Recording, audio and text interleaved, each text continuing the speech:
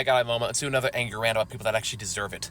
Today's one that particularly pisses me off in a very special way, and that is the defiantly wrong. And you definitely know somebody who is like this.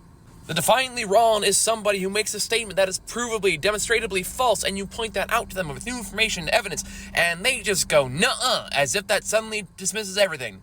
Just these obnoxious people who will never admit they're wrong about anything ever. When you make the mistake of trying to have a good faith discussion with these people, you are then met with emotion manipulation, tone policing, gaslighting, basically any kind of argument they can use so they don't have to admit they're wrong.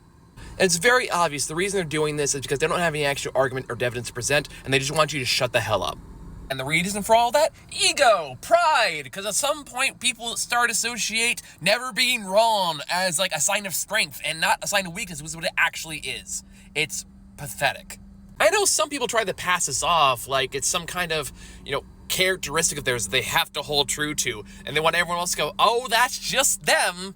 But I'm not gonna let you get away with that. You're an asshole and obnoxious, and I don't ever want to talk to you ever again. And look, if you have opinions about things, you're allowed to have opinions, especially if it's something that doesn't really matter, like movies or TV shows or books, whatever. But with stuff that does matter, the stuff that is actually important, the stuff that actually hurts people if you get this information wrong, that's where I take umbrage. This is what really frustrates me. And there's so much of it everywhere. And that all revolves around confirmation bias. Confirmation bias, for those who don't know, is basically when you look at evidence that only supports what you want to believe and ignore everything else. One classic example is the anti-vaxxers before they became, people in government. But back then, there was 99% of studies said that vaccines were not harmful. They were totally okay. There was one study made by a professor that was later discredited for faulty practices that said that it did. And guess which one they went with? And you see it now with the trans argument, because people say like, oh, trans people shouldn't be in sports.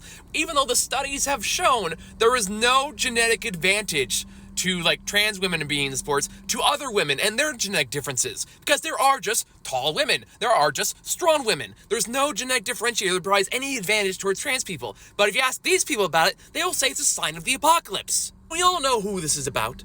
This is about the bigots and the racists and everyone that wants to hurt other people, who want to say whatever they want without consequence and want to rewrite history at will. If you're one of these people that are like this, and you know who you are, from the bottom of my heart, fuck you.